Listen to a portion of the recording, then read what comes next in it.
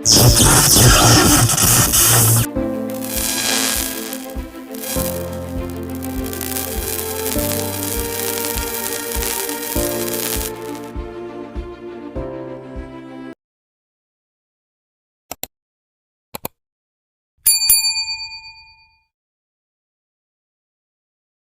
afternoon mga lods. Ayan, sa lahat ng ating mga kapwa-technician at sa lahat ng mga baguhan pa lang dyan, ating mga subscriber, viewers. Ayan, so mayroon pala tayo dito yung i-repair na Kawasaki inverter welding machine, Mini 200A. So naikwento na may-ari nito mga idol. Mayroon daw siyang power pero wala daw siyang spark. So ayan, buhay na mga idol, linagin natin. So meron yang power, blower umiikot. So yung step natin dito mga idol, unang step natin ay i-check natin yung kanyang out kung wala ngang DC output dito sa kanyang lalagyan ng clip ng welding rod. Ayan, so ayan, kita ba yung ating tester? Lapit lang natin. So malabo na yung ating tester. Ayan, wala nga mga idol, walang out. Buksan na natin, huwag na natin itong patagalin pa. Alamin natin kaagad kung ano ang naging sira. Ayan, tanggalin na natin yung cover.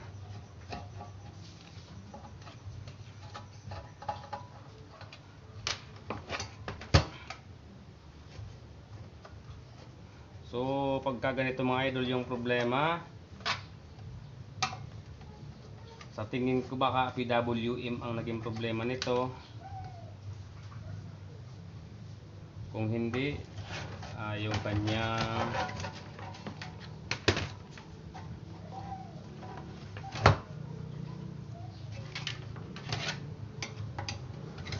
IGBT, kung hindi naman yung kanyang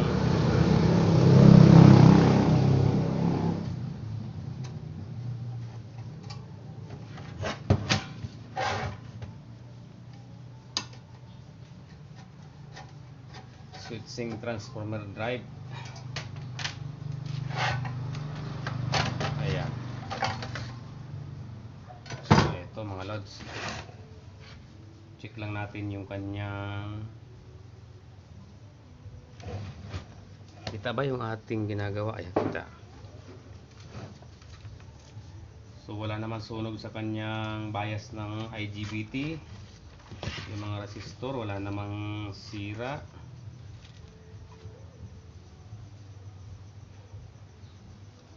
Kapag ganito mga idol,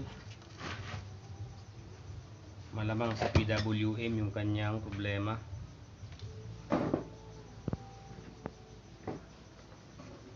So ito yung kanyang PWM board. Tapos check muna natin yung kanyang diode or yung kanyang IGBT gamit yung ating analog tester. Check natin gamit yung asset, yung times 10 tayo kasi sira na yung ating times 1. Ayan, diode muna unahin natin.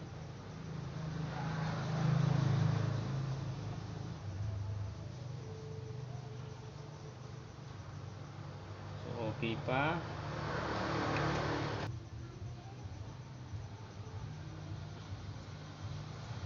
Kita ba?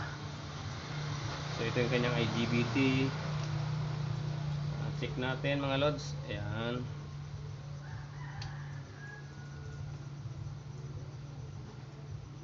so good pa yung kanyang IGBT. Yung diode ganun din.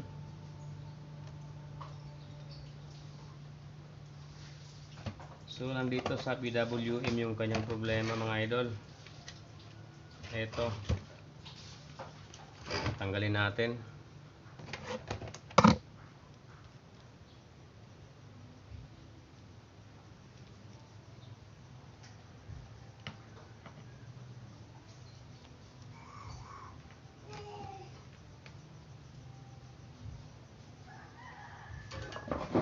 Ayan, pause lang muna natin.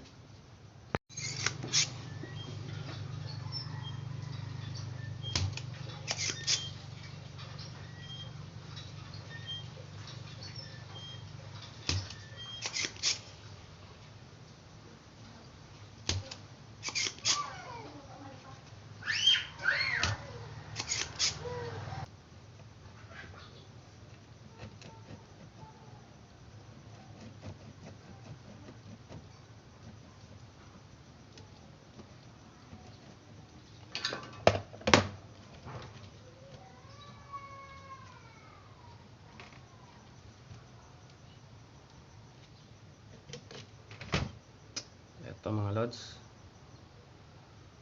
kanyang PWM.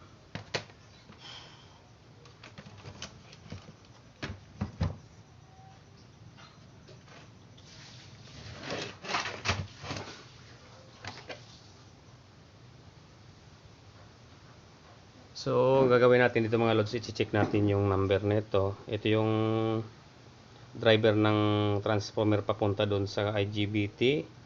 Baka 4688 ito or 4602 ay 4606 or 4614. Ito naman LM358 siguro ito. Ito SG2535. Sana ganun nga. Ayan, check natin yung number.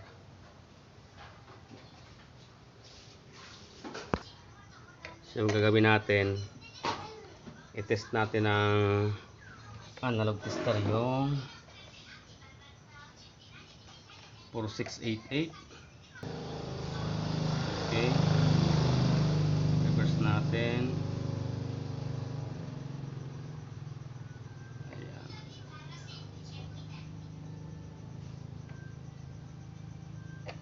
Okay pa.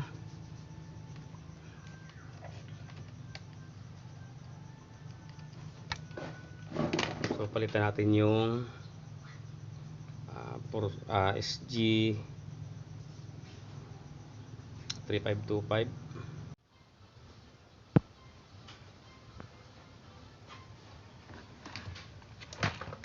Yan, palitan natin yung PWM.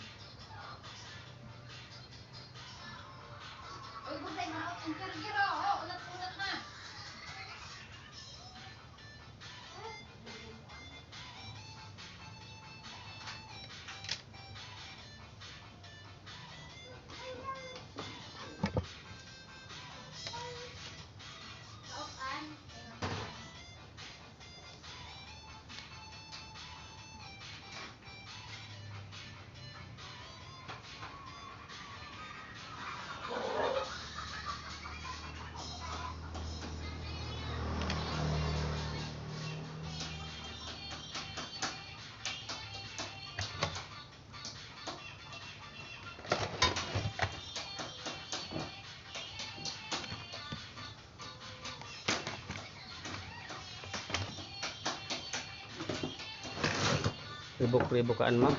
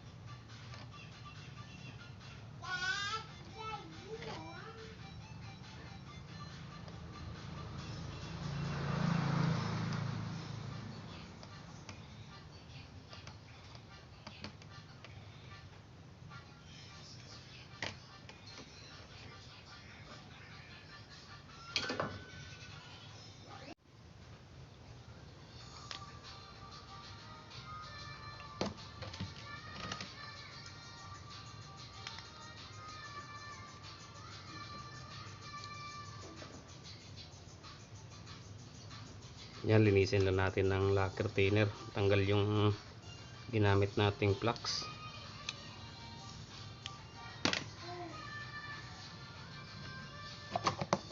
Tuyuin natin.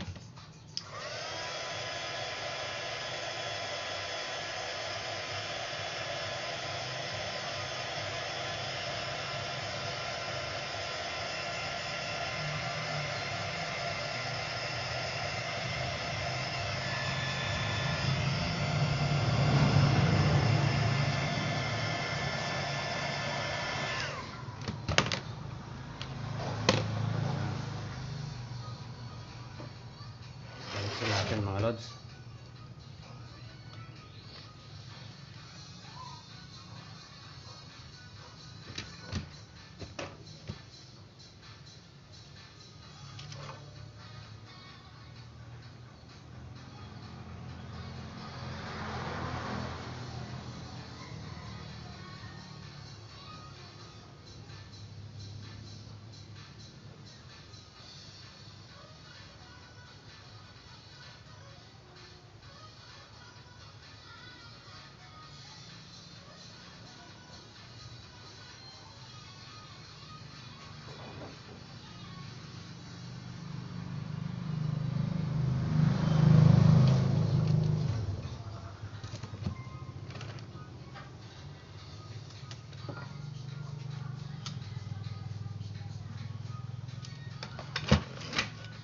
Successful na to.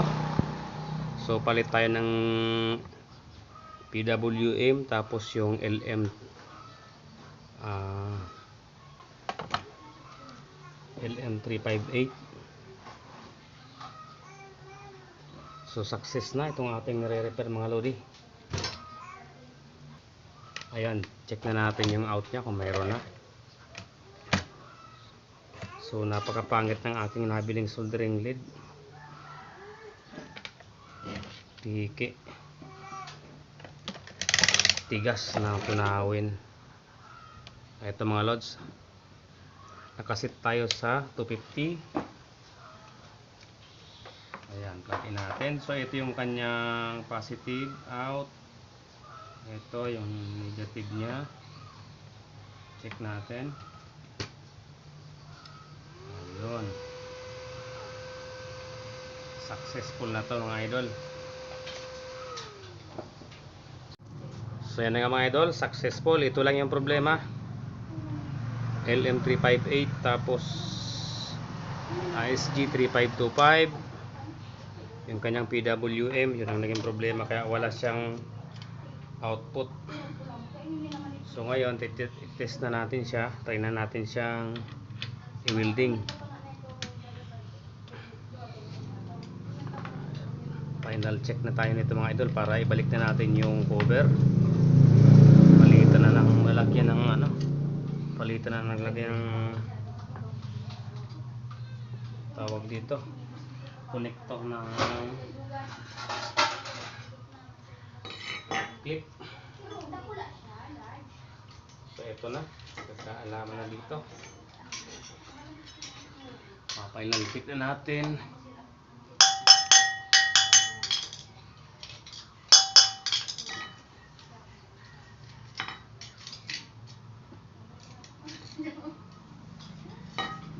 Ayan.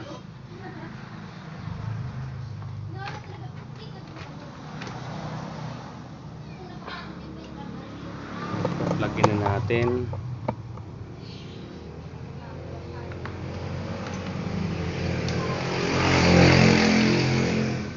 Ayan.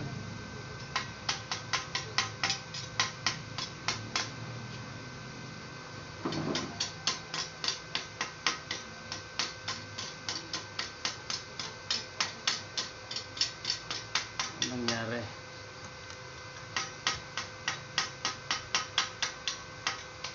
lost contact.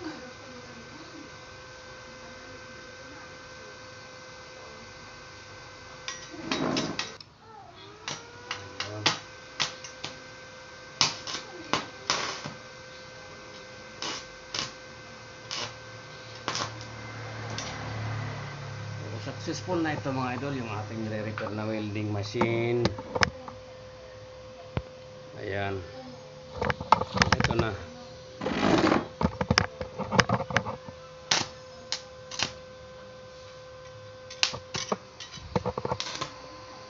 Ayan. So, taasan natin.